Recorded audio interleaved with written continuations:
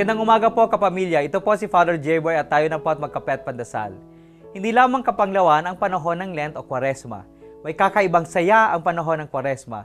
Sa kabila ng mga pag-aayuno at pagsisisi, panatag ang ating kalooban. Alam nating mahal tayo ng Diyos at patatawarin niya tayo. Hindi tayo nagsasakripisyo sa wala. Nag-aayuno tayo sa meron.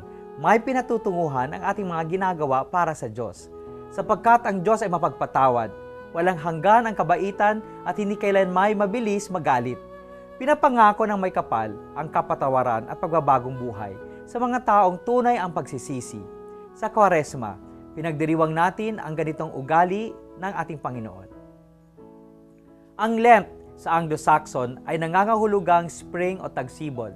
Ibig sabihin, simula ito ng pag-usbong ng bagong dahon pagkatapos ng taglamig. Ang saya ay isang resulta ng pagsisisi at pagbabalik loob. Nararanasan natin itong kakaibang saya.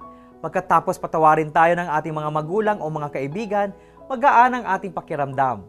Sa kabila ng ating mabigat na kasalanan, pinatawad tayo ng Diyos pagkatapos ng kumpisal. Naiyak tayo sa tuwa at para bagang nabunutan tayo ng tinik sa dibdib. At sa tuwang ito, alam nating nabigyan tayo ng pagkakataong magsimula muli at umunlad tungo sa bagong buhay.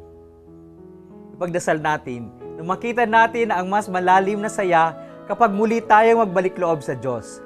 Bawat araw ay isang pagkakataong magbagong buhay. Magandang umaga po.